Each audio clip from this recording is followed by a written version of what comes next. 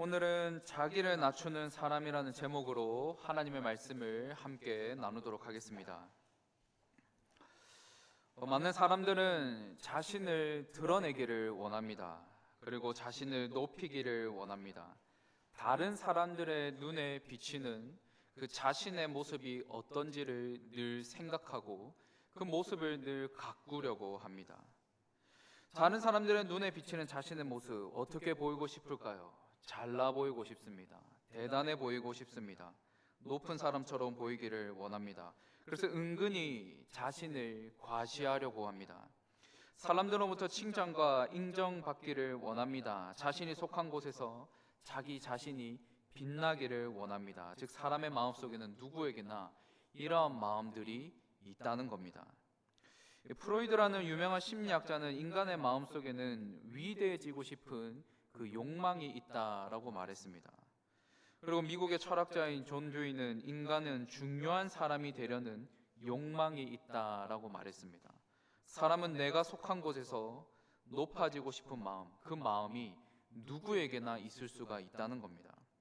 내가 있는 곳에서 큰 사람이 되고자 하는 마음이 누구에게나 있을 수 있습니다. 그런데 이런 모습이 교회 공동체 안에서도 일어나고 있다는 것을 알고 계십니까?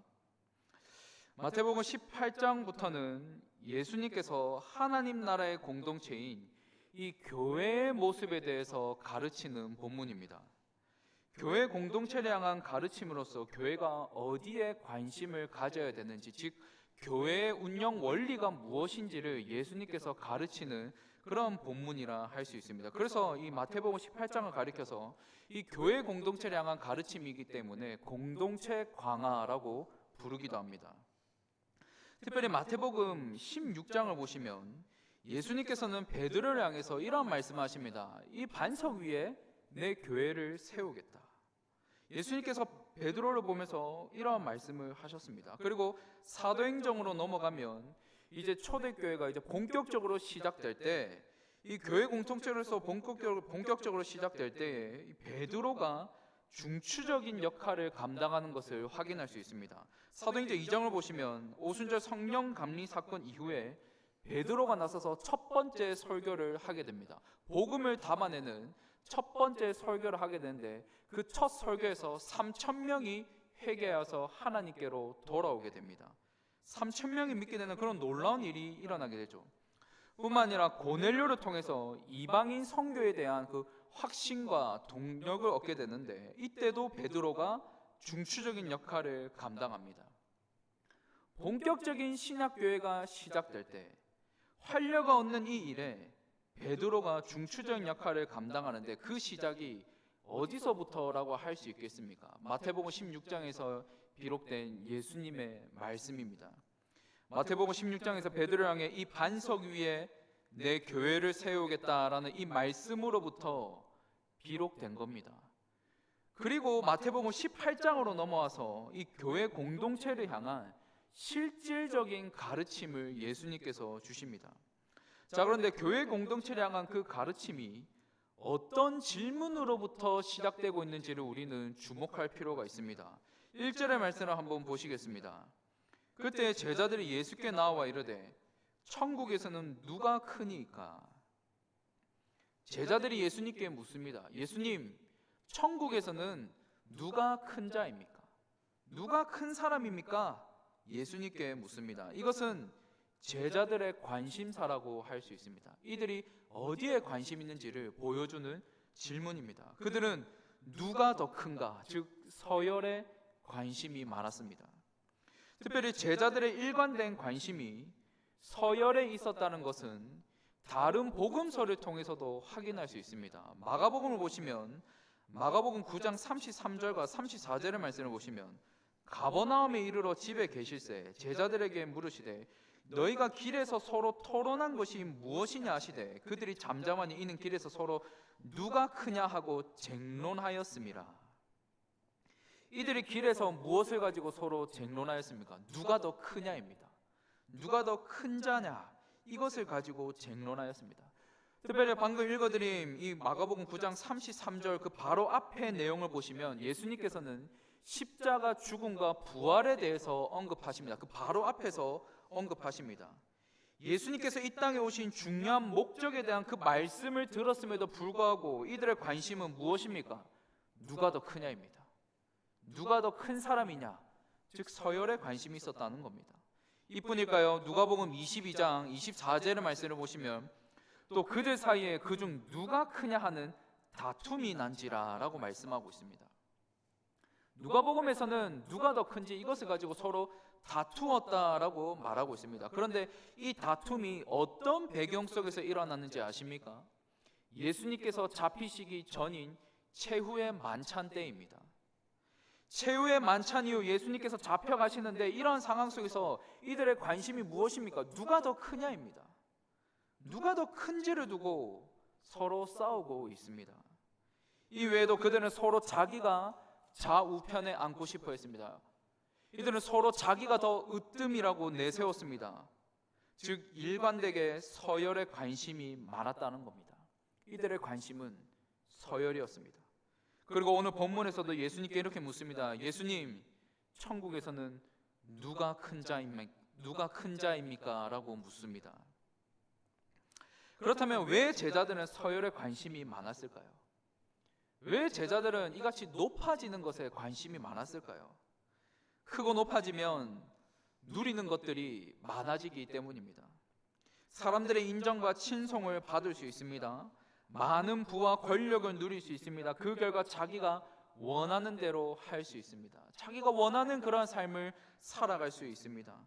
특별히 이 당시 유대 사회에서는 서열이 중요했다고 합니다. 뿐만 아니라 예수님 당시는 로마 시대입니다. 철저한 계급 사회입니다. 계급에 의해서 철저하게 높고 낮음이 구분되어 있는 그런 서열이 명확한 그러한 시대였습니다. 그래서 제자들은 예수님을 정치적인 메시아로서 이스라엘을 로마의 압제로부터 해방시켜 주실 수 있는 분, 그래서 예수님께서 왕이 된 후에 자신들이 높은 지위를 차지하게 될 것이라는 그런 허황된 꿈을 꾸고 있던 그런 자들이었습니다. 그렇게 제자들의 질문은 이러한 배경을 염두했다고 할 수 있습니다. 누가 더 높은지, 누가 더 서열에서 앞서는지, 누가 더 으뜸에 있는지. 즉 예수님의 제자들은 세상적인 그 가치관에 사로잡혀 있었던 겁니다. 그러니 그들의 눈에는 서열밖에 보이지 않았다는 겁니다. 그들의 관심은 서열을 향해 있었다는 겁니다. 그렇다면 성도 여러분, 우리가 살아가는 이 세상은 또 어떻습니까? 끊임없이 서열 싸움을 합니다. 그래서 이렇게 말하지 않습니까? 무한 경쟁의 시대라고. 앞서 말씀드렸습니다. 사람은 누구나 그 마음속에 높아지기를 원합니다. 여기에 있어서 그 누구도 부정할 수 없습니다. 내가 속한 곳에서 조금이라도 높아지기를 원합니다. 큰 자가 되기를 원한다고 말씀드렸습니다. 그래서 사람들은 더 높은 자리에 올라가려고 합니다. 사람들의 인정과 칭송을 받을 수 있는 그러한 자리로 가기를 원합니다. 또는 많은 부와 권력을 누리고 싶어 합니다. 사람의 마음속에는 이러한 마음이 있고, 특별히 오늘날 이러한 시대적 상황이 이러한 것을 많이 부추기고 있습니다. 중고등부를 담당하고 있다 보니 종종 입시와 관련된 얘기를 듣습니다. 입시와 관련된 이런 여러 얘기들을 듣는데 한 번은 얘기를 듣다가 문득 이런 생각이 들었습니다. 입시 전선에 있는 이 청소년 아이들은 친구가 곧 경쟁자의 삶을 살아가고 있구나라는 그런 생각이 문득 들었습니다. 친구이지만 입시 앞에서는 경쟁자인 겁니다. 나중에 대학에 가서 면접 자리에서 만나게 된다면 경쟁자인 겁니다. 즉 오늘날 우리가 살아가는 이 시대는 끊임없이 서열 싸움을 해야 합니다. 끊임없이 경쟁해야 합니다. 더 높이 올라가야 되는 그러한 시대적 상황 속에 놓여져 있습니다. 물론 열심히 노력해서 원하는 대학, 원하는 직장에 갈 수 있습니다. 정당한 방법으로 인정받고 높은 자리에 올라갈 수 있습니다. 노력을 통해 이 세상적인 기준에 비추어 봤을 때 좀 더 큰 사람이 될 수 있습니다. 즉 어떤 세상의 구조가 잘못되었다, 그래서 그 구조를 바꿔야 된다, 이것을 말씀드리고 싶은 것이 아닙니다. 만약 이런 세상적인 가치관을 가지고 내가 다른 사람보다 높아지려는 마음, 내가 더 큰 사람이 되려는 이 마음이 교회 공동체 안으로 들어오게 되는 것, 우리는 이 부분에 대해서 주목할 필요가 있습니다. 즉 어떻게 하면 내가 이 교회 공동체 안에서 좀 더 관심을 받을 수 있는가? 내가 어떻게 하면 좀 더 인정을 받을 수 있는가? 어떻게 하면 나의 공로를 더욱 드러낼 수 있는가? 어떻게 하면 내가 더 높아질 수 있는가? 여기에 교회인 우리가 여기에 관심을 쏟고 관심이 쏠린다면 우리는 오늘 본문에 등장하는 이 제자들의 모습과 다를 바가 없지 않겠습니까? 제자들의 관심은 누가 더 높은지, 누가 더 큰 사람인지 그들의 관심사는 서열에 있었습니다. 어떻게 해서든지 서로가 서로 더욱더 높아지려고 했습니다. 그렇다면 이 같은 제자들의 질문에 예수님께서는 어떻게 반응하셨을까요? 예수님께서는 무엇이라고 대답하실까요? 이들의 질문에 예수님께서는 어린 아이로 대답하십니다. 3절의 말씀인데요, 우리 3절 말씀은 한 목소리로 함께 읽도록 하겠습니다. 오늘 본문 3절 말씀 함께 읽도록 하겠습니다. 시작. 이르시되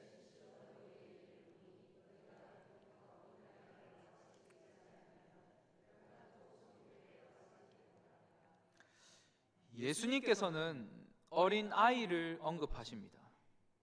이 당시 어린 아이는 지위가 낮고 약한 자를 의미합니다. 연약한 자를 의미합니다. 지위도 없습니다. 그래서 어린아이는 누군가를 의존할 수밖에 없는 그러한 존재입니다. 부모를 의존할 수밖에 없고 어른을 의존할 수밖에 없는 그런 연약한 존재입니다. 그런데 예수님께서는 제자들 향해 너희들은 어린아이와 같이 되어야 된다라고 말씀하십니다. 이것이 무엇을 의미할까요? 어린아이가 연약하여서 부모를 의지하고 의존해야 되는 것처럼 자신의 약함을 깨닫고 철저하게 하나님만을 찾고 의지하며 바라보는 자가 되어야 된다, 그렇게 말씀하시는 겁니다. 성도 여러분, 진정으로 자신의 약함을 인정하고 간절히 하나님을 찾는 자가 자기 자신을 높이려고 할 수 있을까요? 자신을 과시할 수 있을까요? 진정으로 하나님을 찾고 자신의 약함을 인정하는 자가? 그럴 수 없습니다. 자신을 높일 수가 없습니다. 자신의 연약함을 알기 때문에 높일 수가 없다는 겁니다. 예수님께서 말씀하신 어린아이는 바로 이런 자입니다. 그런데 우리가 주목할 점이 있습니다. 어린아이가 되어야 된다는 이 말씀 앞에 너희가 돌이켜라고 이 말씀을 하고 있다는 점입니다. 여기서 돌이킨다는 것은 하나님께로 돌이키는 것을 의미합니다. 그래서 그 삶의 태도가 완전히 바뀌는 겁니다. 하나님께로 돌이킨 자는 삶이 완전히 바뀌는 자이기 때문에 그 태도 또한 완전히 바뀝니다. 즉 예수님께서는 하나님께로 돌이켜서 세상적인 이 가치관을 버리고 철저하게 하나님만을 찾고 의지하는 자, 그러한 자가 되라고 말씀하고 있는 겁니다. 그러나 만약 어린아이와 같이 되지 않는다면 어떻게 될까요? 3절 마지막에서 말합니다. 결단코 천국에 들어가지 못하리라 라고 말씀하십니다. 예수님께서 강력하게 경고하십니다. 이 말씀은 예수님께서 강력한 경고라고 할 수 있습니다. 세상적인 서열과 지위의 가치를 두는 그 생각은 하나님 나라의 가치관과 맞지 않기에 버리라는 겁니다. 그것을 지니지 말고 버려라. 이것을 반드시 버려야 된다는 것을 강력하게 경고하시면서 말씀하고 계십니다. 그렇다면 어린아이와 같이 되는 자가 결국 어떤 자이겠습니까? 4절의 말씀을 보겠습니다. 그러므로 누구든지 이 어린아이와 같이 자기를 낮추는 사람이 천국에서 큰 자니라. 예수님께서 말씀하시는 큰 자는 어린아이와 같이 자기를 낮추는 사람입니다.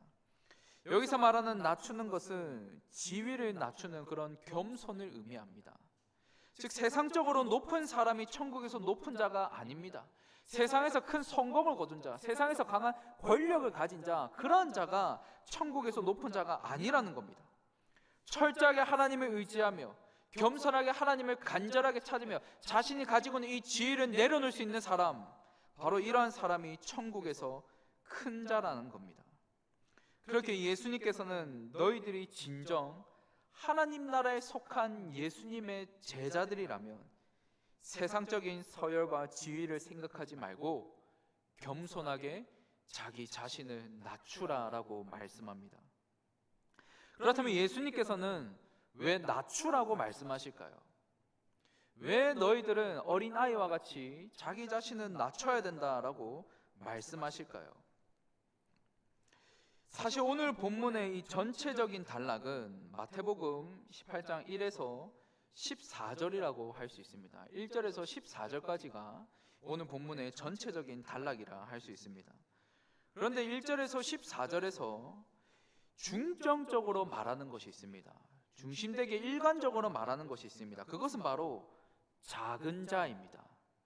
즉 작은 자에 대해서 관심을 가져야 된다라는 것을 말하고 있습니다.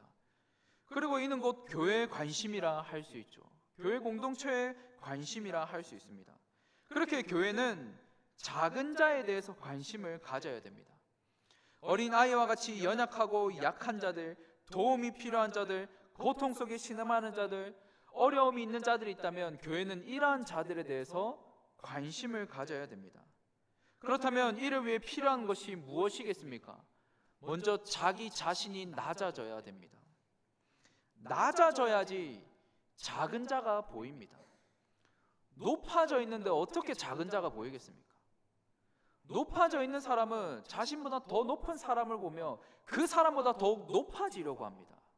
그러나 낮아져야지, 작아져야지 작은 자가 보입니다.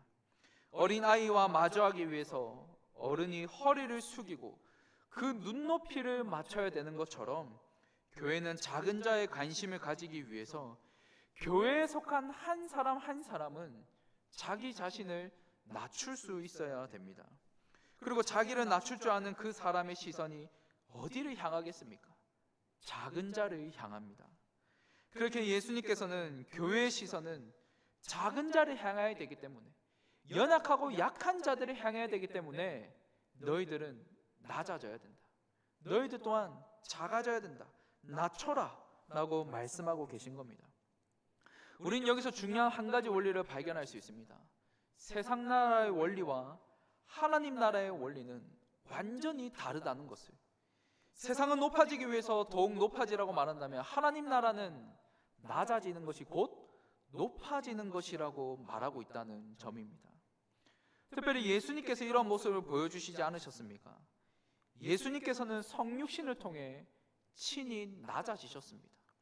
이 땅 가운데 성육신을 통해 육신의 몸을 입고 오므로 완전히 낮아지셨습니다. 그래서 사도 바울은 빌립보서에서 이런 말을 합니다. 빌립보서 2장 7절과 8절의 말씀을 보면 오히려 자기를 비워 종의 형체를 가지사 사람들과 같이 되셨고 사람의 모양으로 나타나사 자기를 낮추시고 죽기까지 복종하셨으니 곧 십자가에 죽으심이라. 무엇이라고 말씀합니까? 사람들과 같이 되셨다, 성육신하셨다라고 말씀합니다. 그리고 자기를 낮추셨다라고 말합니다. 즉 예수님께서는 누군가에 의해서 낮아지신 것이 아니라 친히 낮아지셨다는 겁니다. 그리고 친히 낮아지신 예수님의 관심이 무엇입니까? 늘 작은 자를 향해 있었습니다. 예수님의 그 공생의 기간을 한번 보십시오. 예수님의 시선은 늘 작은 자를 향해 있었습니다. 앞을 보지 못하는 자, 병든 자, 걷지 못하는 사람들, 중풍병자들, 사회적으로 외면당하는 사람들, 고통 속에 신음하는 자들, 늘 그런 자들 향해 예수님의 시선이 머물러 있었습니다. 그리고 그들을 찾아가셨습니다. 그들을 위로하셨습니다. 그들을 고치셨습니다. 그리고 방황하는 그 영혼을 어떻게 하셨습니까? 구원하셨습니다. 즉 예수님께서는 친히 낮아지셔서 그 시선이 늘 작은 자를 향해 있었다는 겁니다. 그리고 그 주님께서는 작은 자를 위해서 낮아지는 자가 천국에서 어떤 자라고 말씀하십니까? 큰 자다라고 말씀하십니다. 그렇게 우리의 시선은 늘 작은 자를 향해야 합니다. 교회의 시선은 늘 작은 자를 향해야 합니다. 이를 위해 필요한 것이 무엇이라고 말씀드렸습니까? 우리가 낮아져야 됩니다. 우리가 낮아져야 됩니다. 어린아이와 같이 겸손하게 하나님을 찾고 철저하게 하나님을 의지해야 합니다. 하나님을 바라보는 자로, 하나님이 없으면 안 된다는 그 심정을 가진 자로, 겸손한 자로 살아가야 됩니다. 그리고 그렇게 낮아질 때 하나님께서는 그런 낮아진 자를 높이십니다. 지금 낮은 자에게 시선이 머무는 그 교회를 높이신다는 겁니다. 사랑하는 성도 여러분, 예수님께서 친히 낮아지셨는데 우리가 어떻게 높아지려는 그 마음을 품을 수가 있겠습니까? 우리가 어떻게 큰 자가 되려는 그 마음을 품을 수가 있겠습니까? 예수님께서 말씀하신 이 어린아이, 진정으로 어린아이가 되는 사람은 결코 그럴 수가 없습니다. 높아질 수 없습니다. 교회는 낮아져야 됩니다. 교회에 속한 우리 모두는 겸손하게 낮아질 수 있어야 된다는 겁니다. 청교도에 걸작을 남겼던 아이작 암브로스는 겸손에 대해서 이런 말을 했습니다. 겸손의 첫 단계는 자신의 교만을 인식하는 것이다. 자기 부인의 첫 단계는 자기 예찬, 자화자찬, 자아 발전 욕구를 깨닫는 것이다 라고 말했습니다. 즉 자기 자신을 높이려는 것, 자기 자신을 위해서 큰 사람이 되려는 것, 이 모든 것이 교만임을 깨닫고 탈피하는 것이 곧 겸손의 첫 걸음이라는 겁니다. 이를 위해 교회는 예수님의 낮아지심을 기억하며 자기 자신을 낮출 수 있어야 됩니다. 그렇게 낮아진 교회의 우리의 관심은 어디로 향해야 될까요? 낮은 작은 자입니다. 우리의 도움을 필요로 하는 자들, 연약한 자들, 소외된 자들, 고통 속에 있는 자들, 우리는 그러한 자들을 향해 우리의 시선이 머물러야 된다는 겁니다. 사랑하는 성도 여러분, 교회의 정체성은 오직 예수 그리스도로 말미암았습니다. 그래서 가장 교회다운 교회는 교회의 머리이신 예수님을 더욱 닮아가는 교회인 겁니다. 그 결과 교회의 관심은 예수님께서 무엇에 관심을 가지시는지를 늘 생각해야 됩니다. 진정으로 예수님을 닮아가는 교회라면 예수님의 시선은 어디에 있는지, 예수님은 어디에 관심을 두고 있는지 우리는 그것을 늘 염두하면서 예수님의 시선이 머무는 그곳에 우리의 시선이 머물 수 있어야 된다는 겁니다. 그렇다면 오늘 이 자리에 나오신 여러분들의 관심은 무엇입니까? 여러분들은 어디에 시선을 두고 계십니까? 오늘 본문에 등장하는 제자들과 같이 서열이십니까? 누가 더 큰지입니까? 누가 더 돋보일 수 있는지 이런 것에 시선을 두고 관심을 두고 계십니까? 아니면 겸손히 자기를 낮춰 작은 자를 향해서 시선이 향하고 계십니까? 그러나 예수님께서는 분명하게 말씀하십니다. 겸손히 자기를 낮추는 자, 그 자가 곧 천국에서 큰 자이다. 나와 함께 시선을 맞추는 자, 내가 시선이 머무는 그곳에 나와 함께 시선을 두는 자, 그리고 그 작은 자를 향해 나아갈 수 있는 자, 그 작은 자를 섬길 수 있는 자, 그러한 자가 곧 천국에서 큰 자라는 겁니다. 그렇게 오늘 이 자리에 나오신 성도님들은 예수님의 겸손을 생각하시면서 겸손이 더욱 낮아지는 그러한 은혜가 있기를 소망합니다. 그래서 겸손이 낮아져서 우리 교회에서 도움이 필요한 사람은 없는지, 연약한 자는 없는지, 고통 속에 울부짖고 있는 자는 없는지, 소외당하는 자는 없는지, 그러한 자가 없는지를 돌아보시기를 바랍니다. 그리고 겸손히 낮아진 우리를 하나님께서 친히 높이실 뿐만 아니라 천국에서 큰 자라고 불리시는 오늘 이 자리에 나온 모든 성도님들 되시기를 주님의 이름으로 축원합니다.